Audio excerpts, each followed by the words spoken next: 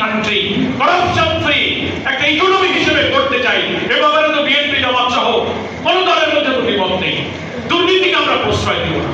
এই মহান পেশার ঐতিহ্য, সোনালী অতীত, যারা এখান থেকে বিদায় হয়েছে, অনেকের নাম আজকে এই স্মরণিকায় স্মরণ করা হয়েছে, সমস্ত রক্তচক্রকে উপেক্ষা করে সাংবাদিকতার মহান পেশাকে উজ্জীবিত করার জন্য তারা তিলে তিলে ত্যাগ স্বীকার করে জাতির কাছে অবিস্মরণীয় হয়ে রয়েছে।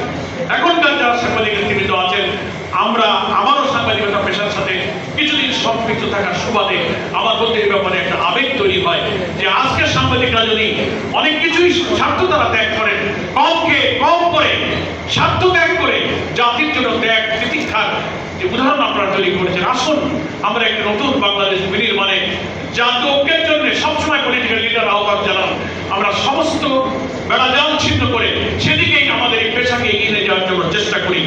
আমাদের রাজনৈতিক দলগুলোর মধ্যে ভিন্ন ভিন্ন কর্মসূচির পথ পন্থা লক্ষ্য উদ্দেশ্যের কারণে কিছু ভিন্নতা থাকবেই।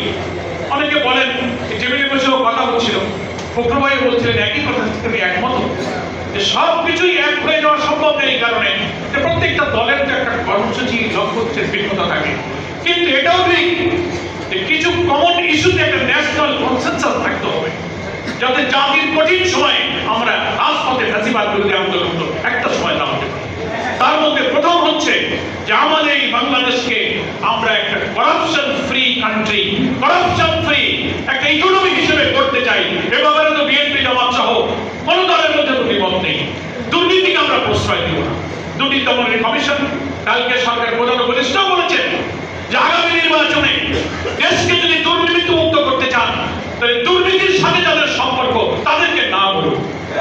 এই দুর্নীতিবাজদের বিরুদ্ধে না বলার জাতীয় ঐক্যের ব্যাপারে কোনো দলের মধ্যে দ্বিমত নাই। যদি আমরা এখানে ফ্রেশ হতে পারি, দেশটা ভালো থাকবে। আমাদের শিক্ষা ব্যবস্থার মোরাল এডুকেশন, উৎপাদনমুখী কারিগরি শিক্ষার ভিত্তিতে নতুন তরুণ প্রজন্মকে যদি বিশ্ববিদ্যালয়, কলেজ, স্কুল, মাদ্রাসা, ইউনিভার্সিটি শিক্ষা থেকে সকল ধরনের কাজ দিতে পারি, দক্ষ তরুণের উচ্ছ্বাসে এই বাংলাদেশ আবার আমাদের লাল সজুরের পতাকা পৃথিবীর উন্নত দেশের মধ্যে করে পথপথ করে উঠতে পারবে। আমাদের আরো ঐক্যমত হতে পারে। আমরা একটা সোশ্যাল জাস্টিসের কথা বক্তৃতায় বলি, রাষ্ট্রের ক্ষমতায় যখন যাই তখন ভিন্ন মতের প্রতি দমন, আমার দল কেন করো না, আমার সরকারের বিরুদ্ধে কেন আন্দোলন করো, সে ব্যাপারে আমরা রক্ত চক্ষু দিয়ে আমরা ভিন্ন মতকে দমন করি। বিনা অপরাধে মামলা, জেল, ফাঁসি, ক্রসফায়ার, রিমান্ড, আইনার গোটা জাতির কাছ থেকে এই সোশ্যাল জাস্টিস, সামাজিক সুবিচার বিদায় নিয়েছে। এই ব্যাপারে প্রত্যেক পলিটিক্যাল পার্টির মধ্যে একটা চিন্তার ঐক্য প্রয়োজন যে আমরা ক্ষমতায় গেলেও আমরা ভিন্ন মতের প্রতি দমন করব না। জাতীয় ঐক্যে সকলের গণতান্ত্রিক সুযোগ দিয়ে এই দেশ গঠনের সকলের সমান অবদানের যে অধিকার আছে সাংবিধানিক, সেটাকে আমরা অক্ষুণ্ণ রাখবো।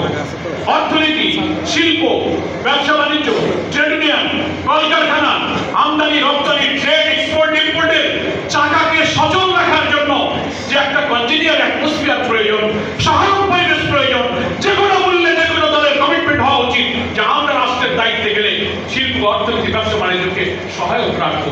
দলীয় স্বার্থে লুটপাট, বিদেশে অর্থ বাজারকে সাপোর্ট দিব না, চুরি দুর্নীতি প্রশ্রয় দিব না। এই কমিটমেন্ট যদি থাকে, এটা একটা জাতীয় ঐক্যের পরিবেশ হতে পারে। পরিশেষে আমি কথা বলবো, সাংবাদিকদের আজকে দুর্দিনে পাশে এসে দাঁড়াবার বড় শক্তি হচ্ছে আপনাদের ঐক্য। সাংবাদিকদের ঐক্যটাকে অটুট রাখা।